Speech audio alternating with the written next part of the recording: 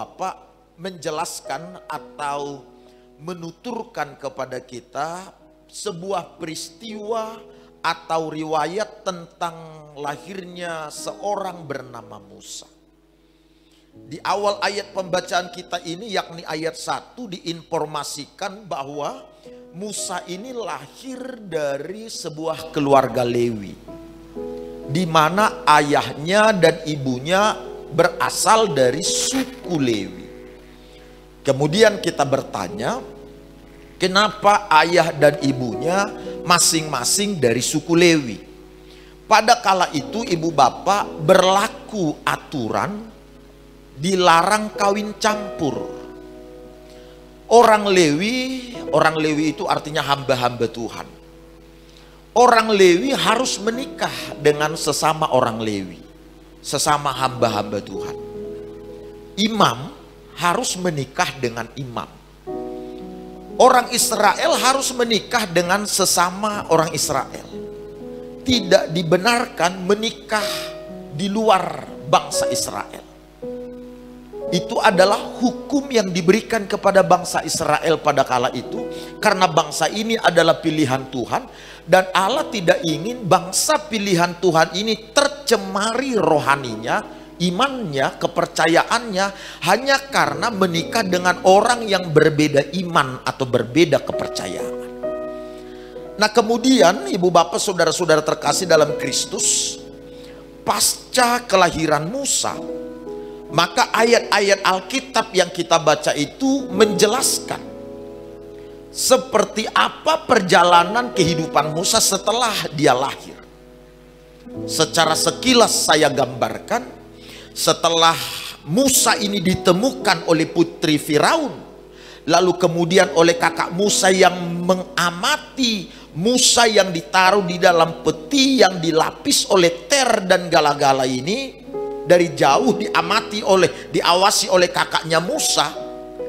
Lalu kemudian putri Firaun menemukan bayi bernama Musa ini dan didatangi oleh kakaknya Musa yang memang sengaja ditugaskan oleh ibunya ketika ibunya menaruh Musa ke dalam peti yang dilapisi ter gala-gala ini, lalu menaruhnya di sekitar sungai di mana putri Firaun sering mandi, supaya putri itu bisa melihat lalu berbelas kasih kepadanya.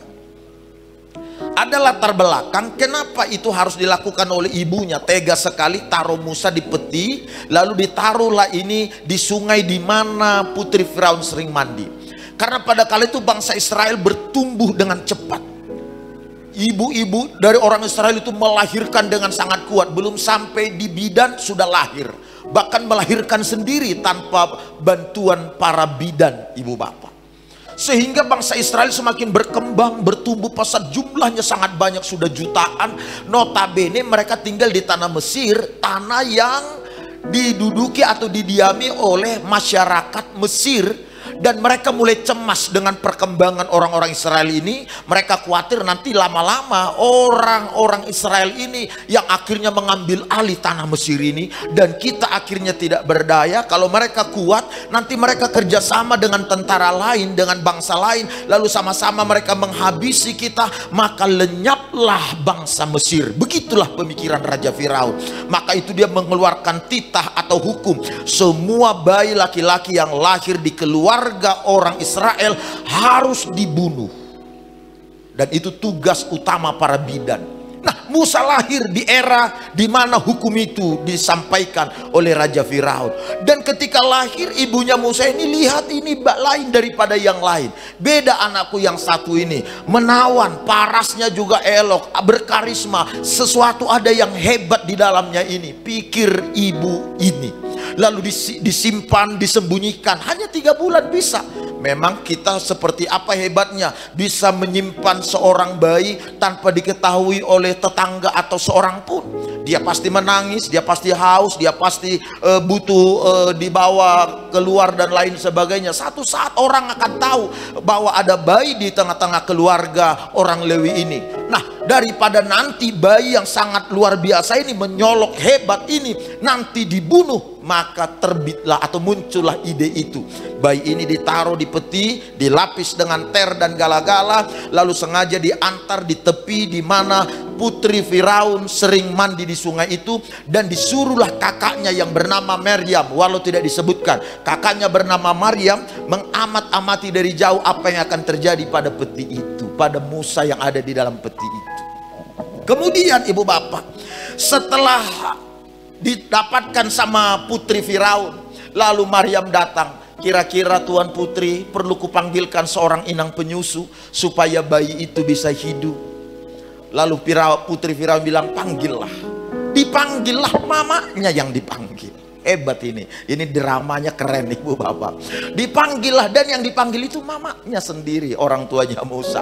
Lalu kemudian ibu bapak, datanglah mamanya Musa. Ya Tuan Putri, ada apa, petunjuk? Nah begitu, perintah lalu diberikan, tolong susui anak ini buat aku akan bayar. Nanti setelah besar antar kepadaku, setelah dipisah menyusu antar padaku. Dan itulah yang terjadi. Ibu bapak saudara, ayat-ayat itu melaporkan, pasal-pasal berikutnya menjelaskan, setelah Musa bertumbuh besar, maka Musa diangkat menjadi anak oleh putri Firaun.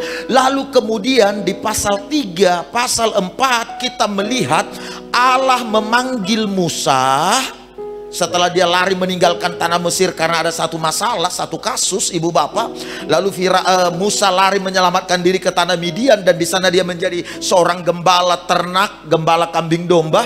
Dan saat dia menggembalakan itulah, maka Tuhan memanggil, pasal 3 dan pasal 4. Tuhan ngomong begini kepada Musa, Musa, hari ini kamu kupanggil dan kuutus kembali ke tanah Mesir yang kamu tinggalkan karena perkara yang lampau. Kembalilah ke tanah Mesir, selamatkan bangsaku, umat pilihanku, bebaskan mereka, bawa mereka keluar dari tanah dan dari tanah Mesir, dari penjajahan Firaun, dan bawa mereka beribadah ke gunung yang akan kusebutkan kepadamu, yakni gunung kudusku.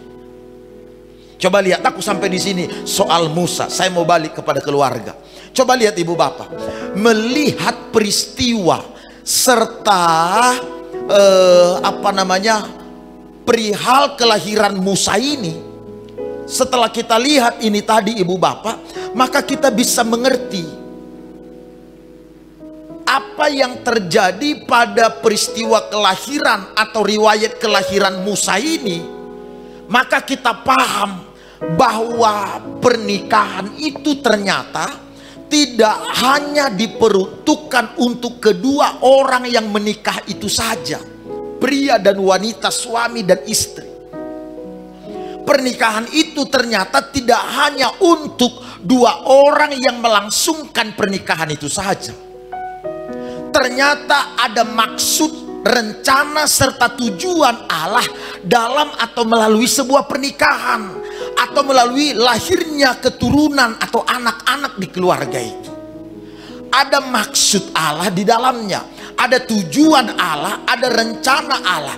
Ketika kita menikah atau berkeluarga, lalu lahir keturunan di keluarga kita, setiap mereka yang lahir di keturunan kita, di keluarga kita itu, seperti apapun proses saudara membangun keluarga, seperti apapun proses terjadinya atau terlahirnya keturunan kita, Allah punya maksud, Allah punya rencana, Allah punya tujuan atas lahirnya keturunan kita itu, atas terbangunnya keluarga kita itu, atas menikahnya saudara dengan siapa, dengan siapa.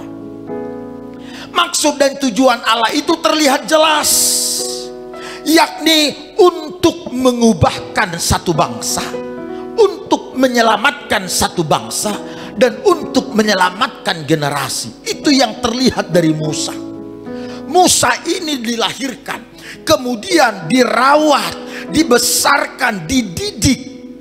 Lalu kemudian setelah besar, tiba pada rencana Allah, Musa diutus untuk membebaskan keluarganya, membebaskan bangsanya, sehingga bangsanya ini mengalami keselamatan, lepas dari perbudakan atau penjajahan bangsa Mesir. Peristiwa seperti ini bukan hanya kali ini dicatat dalam Alkitab, Ibu Bapak, yakni di mana Allah mengizinkan sebuah keluarga terbangun, lalu keluarga itu melahirkan keturunan, dan keturunan yang terlahir itu dipanggil oleh Allah dan menyelamatkan bangsanya atau yang lain. Ingat yang namanya Simson. Kitab Hakim-Hakim melaporkan ayah dan ibunya Simson ini mandul, tidak punya keturunan setelah mereka menikah. Lalu bangsa Israel sedang ada dalam penjajahan, perbudakan. Lalu kemudian malaikat datang kepada orang tuanya Simson ini dengan berkata, sampai sekarang memang kalian belum punya keturunan, tapi mulai sekarang akan ada seorang anak yang lahir. Karenanya jangan mencukur rambut, jauhi dirimu dari minuman keras dan lain sebagainya. Itulah perintah Allah kepada ayah dan ibunya Simson. Dan tidak lama Simson lahir. Setelah Simson lahir, sejak dalam kandungan pun sudah ada urapan Allah atas Simson. Lalu kemudian Simson besar dan menyelamatkan bangsa Israel dari perbudakan dan penjajahan orang Filistin. Demikian pula dengan keluarga-keluarga lainnya yang ada dicatat di Alkitab, termasuk keluarga Yohanes Pembaptis, termasuk keluarga Yusuf dan Maria, ibu lahiriah Kristus. Nah, coba lihat Ibu Bapak. Jadi melihat apa yang terjadi perihal peristiwa kelahiran seseorang atau terbangunnya sebuah keluarga, ternyata itu tidak hanya sekedar untuk kedua insan yang menikah itu, tujuan keluarga itu terbangun atau tujuan pernikahan itu, tapi ternyata ada maksud Allah, ada tujuan Allah yang harus digenapi melalui keluarga serta keturunan yang dilahirkannya. Maka melihat ini Ibu Bapak, seharusnya kita benar-benar menjaga keluarga kita, memperhatikan keturunan kita. Bahkan kita harus berpihak pada keluarga kita, berjuang memikul beban-beban keluarga kita. Sebab ada maksud Allah, ada rencana dan tujuan Allah ketika Dia mengizinkan keturunan terlahir di dalamnya. Karena itulah Ibu Bapak, perlu menjaga, perlu mempererat, perlu membangun keharmonisan di keluarga. Slide saya berikut. Ini akan menolong kita mengerti seperti apa pentingnya mempererat keluarga atau menjaga atau berpihak pada keluarga. Kalau kita memperhatikan lembar-lembar Alkitab kita, mulai dari kitab pertama Perjanjian Lama, yakni kitab Kejadian, lalu kemudian pasal-pasal berikutnya, sampai pula pada akhir dari lembar kitab Perjanjian Lama, namanya kitab Maliaki, pasal 3. Ini syarat berbicara mengenai keluarga. Kitab pertama Kejadian itu bicara keluarga. Begitu saudara balik buka kitab Kejadian pasal 1, saudara akan ketemu ayat atau teks yang berbicara mengenai keluarga.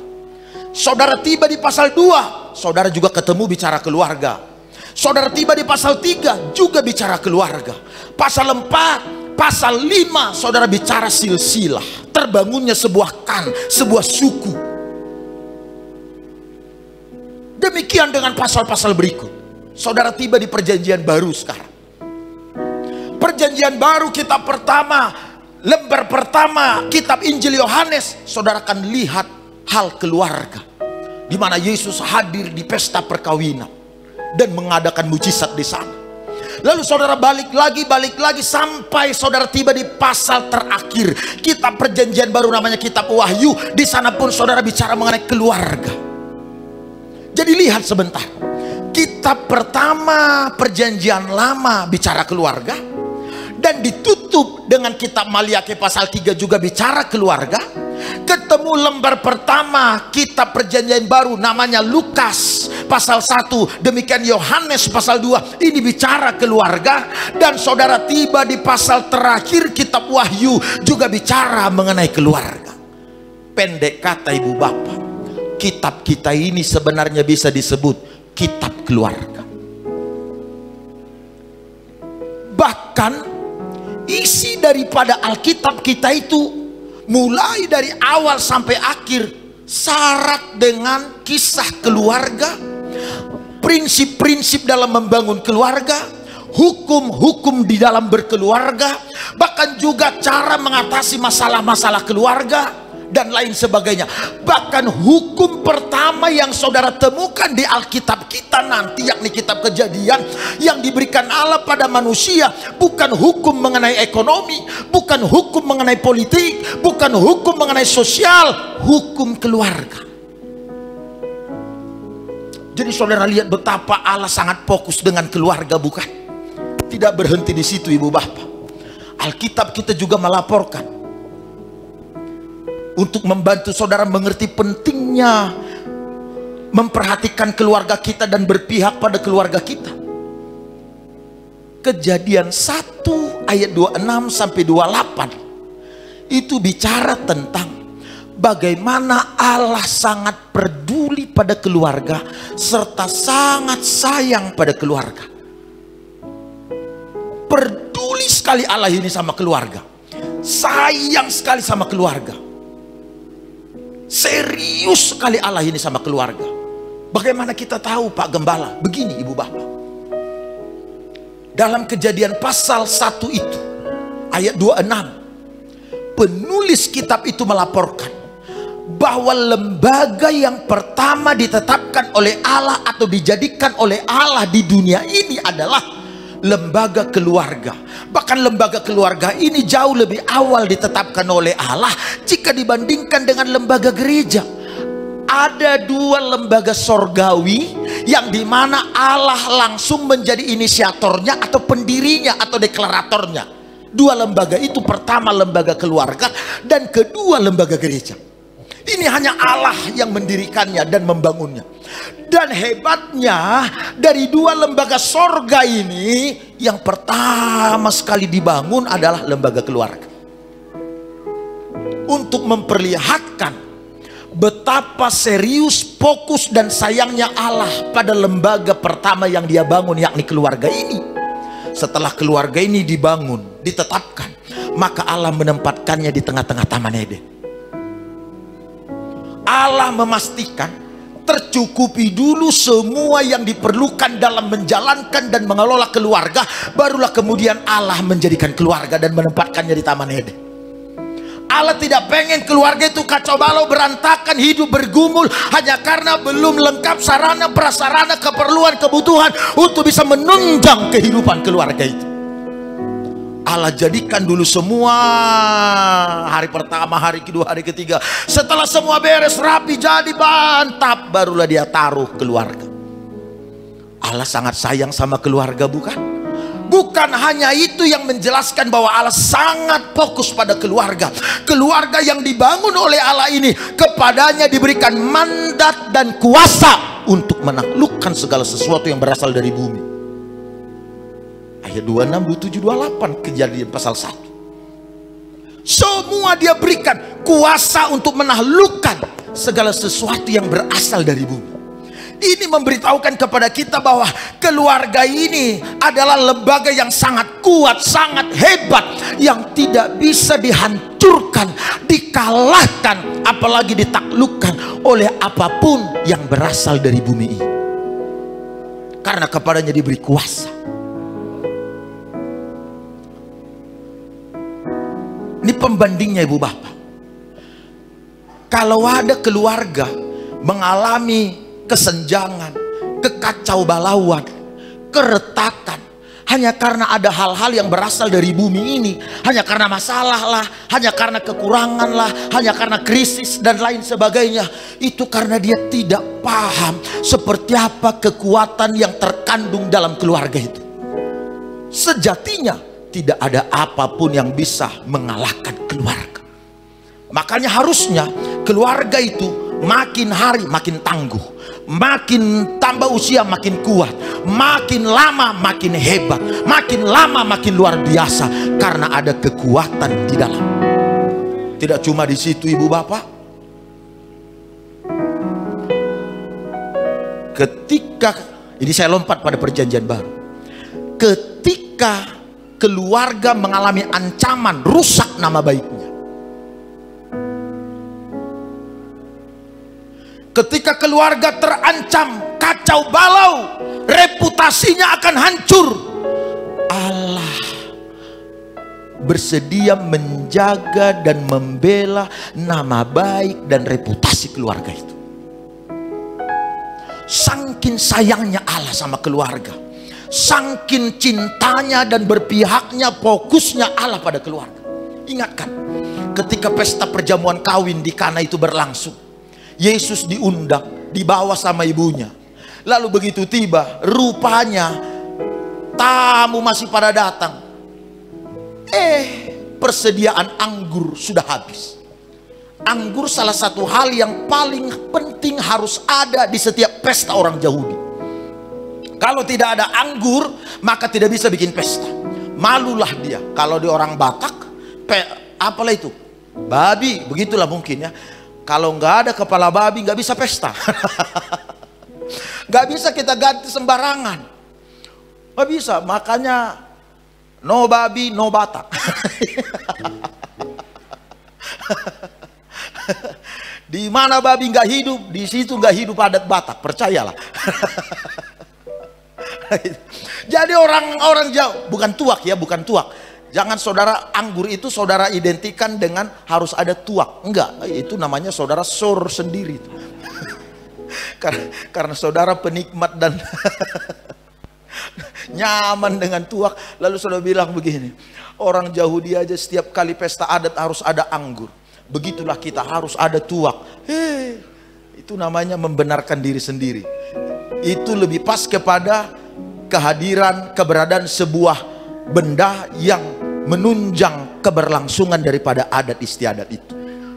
Lalu lihat, ketika mereka kehabisan anggur, Maria datang pada Yesus. Lalu Maria bilang begini, mereka habis anggur, perbuat sesuatu.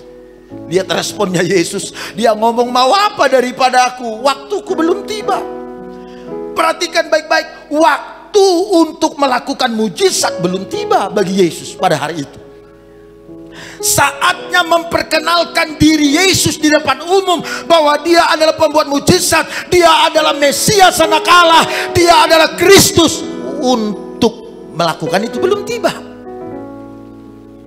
Tapi karena nama baik dan reputasi keluarga yang menikah ini dipertaruhkan, akhirnya Yesus lakukan sesuatu walau belum waktunya. Dia lakukan percepatan. Kalau Yesus tidak lakukan itu, keluarga ini akan beroleh aib, menjadi bahan lelucon. Bikin pesta dia, tapi nggak merancang, nggak mempersiapkan diri. Dia undang banyak orang, tapi nggak disiapkan makanan, akan dicibir orang. Nama baiknya, reputasinya rusak. Untuk keadaan seperti ini pun Yesus datang lalu menolong dan mengadakan mujizat. Saya tidak tahu kalau kita kaitkan pada saudara, seperti apa nama baik keluarga saudara dipertaruhkan, dan seperti apa saudara sedang berupaya menjaga reputasi nama baik keluarga saudara, dan seperti apa tantangan dan lawan yang mencoba mengkacau balaukan. Tapi pesan firman ini memberitahukan Allah peduli dengan keluarga kita, Allah peduli dengan nama baik rumah tangga kita, Allah peduli dengan reputasi keluarga kita. Jadi datang pada Dia, serahkan kepada Dia. Hal ihwal dan masalah, hal keluarga saudara, serahkan pada Dia. Dia akan ambil alih. Bila penting, Dia lakukan percepatan untuk menjaga nama baik kita. Yang mengerti tepuk tangan bagi Tuhan Allah. Yang setuju katakan amin. Itulah hebatnya keluarga itu. Makanya Allah sangat sayang dengan keluarga. Allah sangat peduli dengan keluarga. Allah sangat perhatian dengan keluarga. Jadi kalau Allah sangat sayang, sangat peduli, sangat perhatian, bagaimana mungkin kita mengabaikan keluarga kita? Coba. Saudara melawan keluarga saudara atau tidak berpihak pada keluarga saudara, sama dengan saudara merusak karya Allah. Sama dengan saudara tidak berpihak pada Allah. Tapi kalau saudara peduli pada keluarga, berpihak pada keluarga, percaya pada keluarga saudara. Perkenanan Allah atas keluarga saudara itu hebat, luar biasa. Saking hebatnya keluarga ini di mata Tuhan Allah, ibu bapak tahu, Allah tidak mengizinkan keluarga ini mengalami kekurangan, mengalami keterbatasan, mengalami kelemahan dalam banyak hal. Allah nggak izinkan. Makanya dia berikan kepada keluarga kemampuan untuk melihat hal-hal hebat dari Allah menjadi kenyataan, yakni melalui jawaban-jawaban doa. Melalui jawaban doa. Matius 18 bilang apa ya? 19, coba munculin yuk. Matius 18, 19, kita baca sama-sama. Kita baca ya. Matius 18, 19. Kita baca sama-sama ibu bapak. 2, 3 ya. Dan lagi aku berkata kepadamu, jika 2 orang daripadamu di dunia ini sepakat meminta apapun juga, permintaan mereka itu akan dikabulkan oleh Bapakku yang di sorga. Yang setuju katakan amin. 2 orang yang sepakat itu bicara apa? Suami istri. Yang paling mudah bersepakat dari 2 orang adalah ya suami istri. Ini kelompok atau komunitas paling kecil. Kalau 2 ini sepakat minta, apapun Bapakku berikan. Jadi kalau ini saudara pahami, mungkinkah keluarga kita mengalami kekacau balauan? Mungkinkah keluarga kita krisis berkepanjangan? Mungkinkah kita akan terbelenggu? Mungkinkah kita akan kacau balau? Nah mungkin Pak. Tapi kenapa doa kita nggak dijawab Tuhan? Tanya di hati kita, suami istri sudah sepakat apa belum? Selalu sepakat, katakan amin. Sekali lagi, selalu sepakat, katakan amin. Inilah yang Tuhan mau. Bukan hanya itu. Kalau kita sepakat suami istri, kita menghasilkan banyak hal. Kita menghasilkan kekuatan yang tidak bisa dilakukan oleh orang-orang lain. Bayangkan hebatnya keluarga itu. Karena itu harus sepakat suami istri dalam merawat, dalam menjaga, dan dalam membela keluarga. Kalau hal permasalahan atau miskomunikasi itu terjadi, kita sudah punya resep. Resepnya apa menghadapi itu? Maaf. Lepaskan maaf. Kok enggak aku dengar kata amin? Suamiku Pak pulangnya lama-lama. Nggak pernah dia bisa jaga anak Pak. Makanya nggak ada anak yang dekat sama dia. Kadangkala ada benarnya nyanyian pada zaman saya belum bertobat itu. Apa nyanyian itu?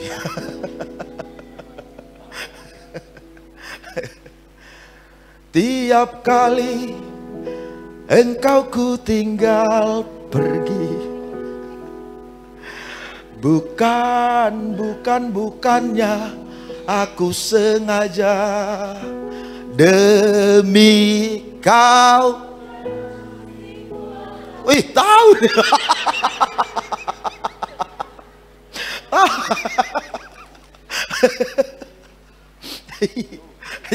Coba nih, aku harus beritahu sama ibu bapak. Tugasnya ayah, tugasnya ibu itu di keluarga seperti apa sih? Gelahula kari kita sih saling menyalahkan. Coba buka dulu anakku 1 Tesalonika pasal 2. Kita lihat dulu tugas ibu, yuk. Tugas ibu kata Alkitab 1 Tesalonika 2 ayat 7.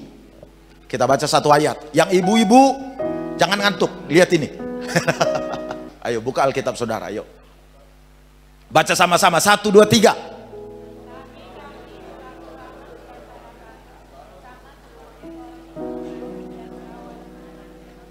Sini saya baca, pinjam handphonenya bapak dulu. Ayatnya bilang begini nih.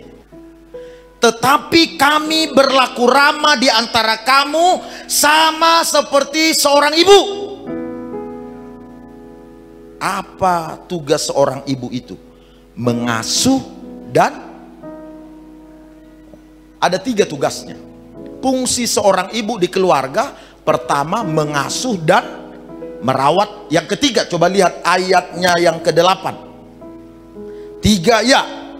Demikianlah kami dalam kasih sayang yang besar akan kamu. Bukan saja rela membagi Injil Allah dengan kamu, tetapi juga hidup kami sendiri dengan kamu, karena kamu telah kami kasihi. Kalimat awal, tugas atau fungsi ketiga dari seorang ibu di keluarga ialah mengasihi.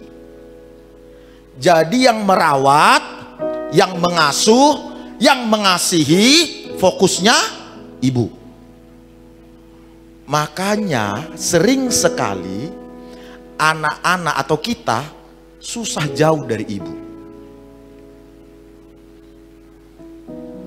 Karena memang kasih ibu sepanjang masa. Kalau di sebelah, sorga di telapak kaki ibu. Ibu itu fungsinya merawat, mengasuh, dan mengasihi. Makanya kalau seseorang kehilangan ibu, kalau kita kehilangan ibu, beda rasanya dengan kehilangan ayah. Hanya sebagian besar orang yang lebih hancur hatinya kehilangan ayah dibanding kehilangan ibu. Hanya beberapa saja. Tapi setidaknya orang hancur sekali kalau sudah kehilangan ibu. Seremuk-remuknya. Kalau ayah tadi nggak ada masalah gitu. Tapi kalau ibu, bandingkanlah dengan lagu-lagu yang mengenang orang tua. Pasti lebih banyak ke arah ibu dibanding ke arah ayah. Di doa ibuku, namaku disebut, sembari menetes air mata, ya kan? Padahal menurut 2 Timotius, ayah yang berdoa, bukan ibu. Tugas ayahnya berdoa, tapi dunia membalikkan, ibu yang banyak berdoa. Itu baru di lagu itu. Nggak ada kita dengar di doa ayahku, padahal kita ayah yang berdoa. Coba lihat lagu-lagu yang lain. Haleluya, kata Pak Ramin. Tarik nafas beliau. Aku geleh katanya. Coba lihat lagu-lagu yang lain. Pasti lebih banyak lagunya yang mengenang ibu. Aku kasih contoh lagu Batak Toba lah. Itu yang aku banyak hafal. Tahu. Lagu Batak Toba itu, Tangyang Nida Inang. Lalu apa lagi? Inang Naburju. Semua itu bicara pesan ke ibu kan. Kalau ke ayah ada, tapi jarang. Yang aku tahu lagu yang mengenang ayah, Romaho Among Satokin Pedini Piki. Artinya datanglah Bapak sebentar pun katanya. Rindu dia sama bapaknya tapi cuma sebentar. Karena nggak boleh lama-lama bapak ini datang. Kalau sampai lama-lama berantem dia. Bayangin lagu itu. Rindu sama bapaknya tapi cuma sebentar saja.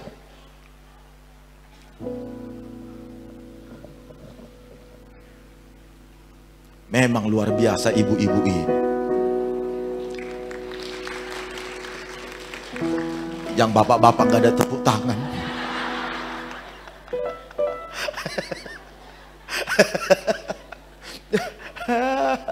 Coba lihat, Pak, jangan terganggu hati kalau anak-anak kita itu lebih dekat sama ibunya. Jangan terganggu, karena memang begitu alamiah. Makanya cari mama terus. Kita di situ nggak pernah ditanya mana bapak, mak. Tapi kalau mamanya nggak ada, mana mama, pak? Cari mamamu di luar sana. Itu tugas ibu, mengasuh, merawat, mengasihi. Tugas ayah apa dong? Nih coba lihat ini. Kita baca ayat 11. 1 Tesalonika 2 ayat 11. Kita baca sama-sama. 2, 3, ya. Kamu tahu betapa kami seperti bapak terhadap anak-anaknya. Seperti bapak ya. Terus. Telah menasehati kamu dan menguatkan hatimu seorang demi seorang. Di sini dulu. Jadi tugas ayah yang pertama, menasehati, menguatkan. Makanya banyak anak nggak mau betah sama ayahnya, karena asal ketemu nasihat keluar. Itulah ayah. Anak minta jajan, nasihat yang dikasih. Makanya anak-anakku yang masih satu rumah belum menikah, ini aku kasih tahu rahasianya bagaimana dapat uang dari ayah. Mau? Oke. Mau. Mintalah nasihat dari ayah, maka uang akan dikasih. Kalau kita minta uang, nasihat yang dikasih. Pilih mana? Kita anak-anak muda harus cerdas. Wih.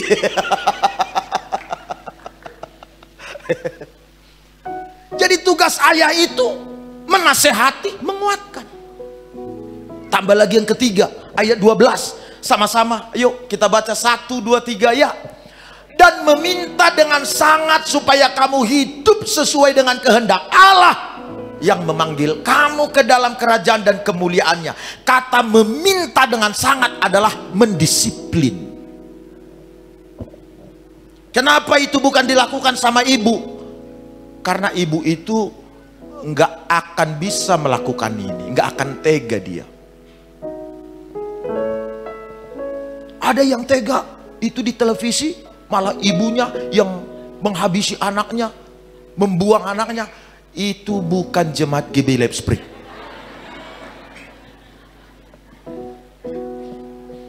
Kalau jemaat GB Lab Spring, ibunya semua baik-baik.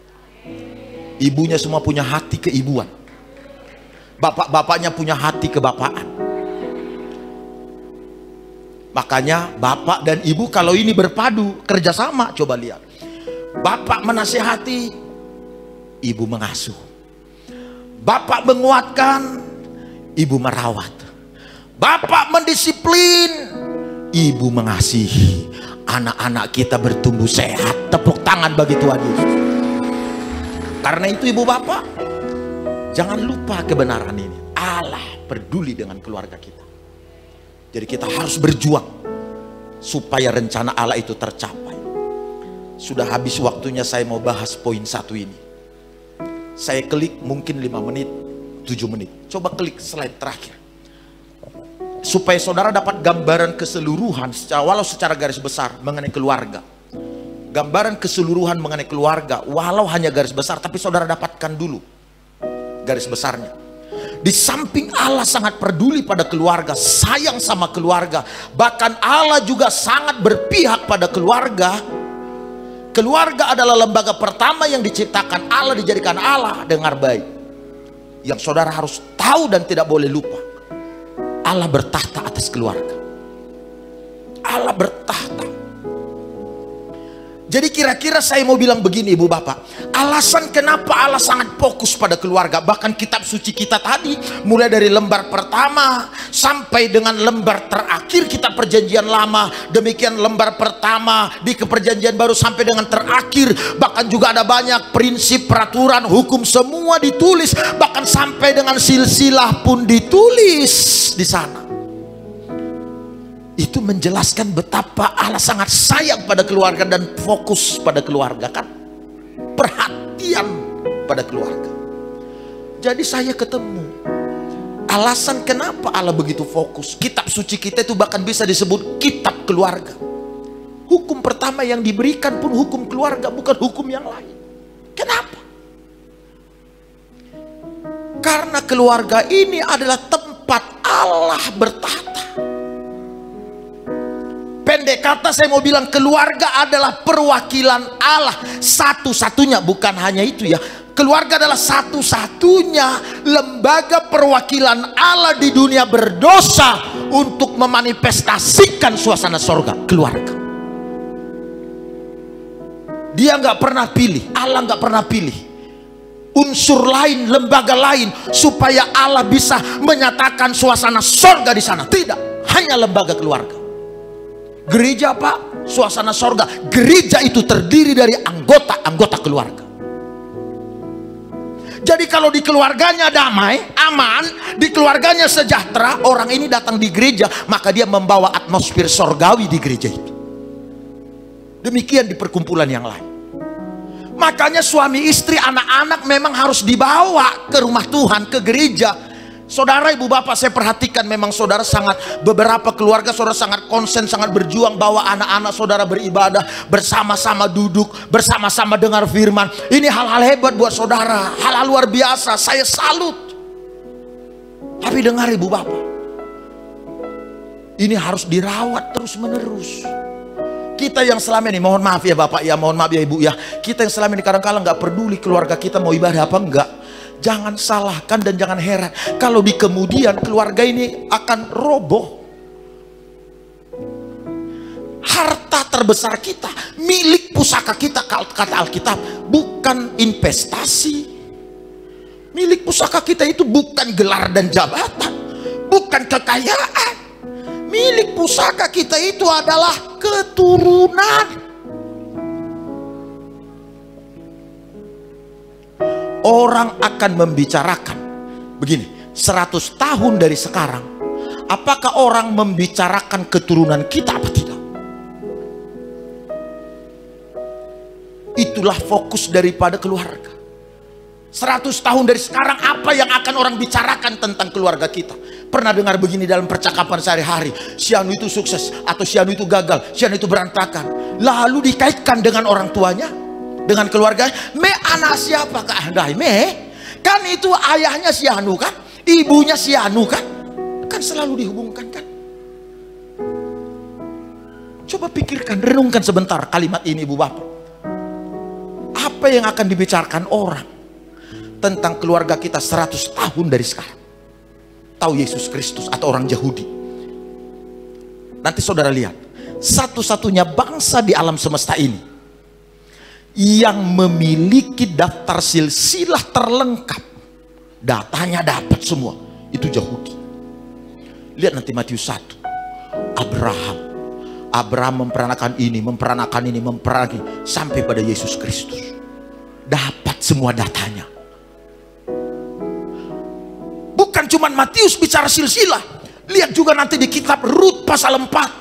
Lihat lagi nanti Kejadian pasal 5, lihat Kejadian pasal 10, lihat Kejadian pasal 15. Semua kitab-kitab termasuk 1 Tawarik, semua bicara silsilah.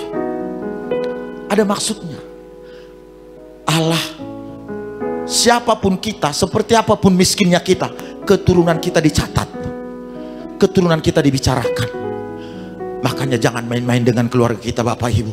Kita rangkul, kita berjuang, kita doakan, kita berpihak, kita bela keluarga kita supaya bisa datang mencari Tuhan Allah. Allah sangat sayang sama keluarga, bagaimana pula dengan kita. Allah telah memilih keluarga tempat dia bertahta. Makanya Efesus 4:26 itu bilang begini, ini kututup nih. Efesus 4:26 bilang begini, jika kamu marah, sekali lagi, jika kamu marah, jangan sampai matahari terbenam baru pada marahmu. Kenapa bicara jangan sampai matahari terbenam? Kenapa bicara matahari terbenam? Karena kalau matahari sudah terbenam, itu bicara sudah kita tidur, kita istirahat. Jangan sampai kemarahan terganggu pada hubungan suami istri, mengganggu hubungan suami istri, mengganggu keharmonisan suami istri. Begitu. Malam itu keluarga kita berkumpul, berhimpun. Jangan sampai nggak ada kedamaian, kenyamanan di keluarga kita. Kalau pagi sampai siang sampai sore kita aktivitas, kita kerja, nggak masalah. Tapi kalau sudah malam, itu suasana sorga harus muncul. Jangan sampai kita tidur, istri menghadap mana, suami menghadap mana, lalu anak-anak nyanyi apa. Jangan. Bahkan dalam Ibrani 13, hormatilah perkawinan. Jangan mencemari tempat tidurmu. Itu jelas sekali Ibrani itu. Jangan mencemari tempat tidur. Kayak kurang kerja Tuhan Allah ini. Tempat tidur pun diurusnya. Iya kan? Kayak kurang kerja aja Tuhan Allah. Tempat tidur pun diurusnya. Tapi itu gak main-main. Allah ngomong jangan cemari tempat tidurmu. Karena di tempat tidur atau di keluarga itu tempat Allah bertahta. Jadi kalau Allah hadir di keluarga, Allah bertahta di keluarga, semua yang buruk, semua yang busuk, semua yang jelek itu harus menyingkir semuanya. Suasana sorga yang harus ada di keluarga ini. Tepuk tangan bagi Tuhan. Mari kita bernyanyi bersama-sama. Haleluya.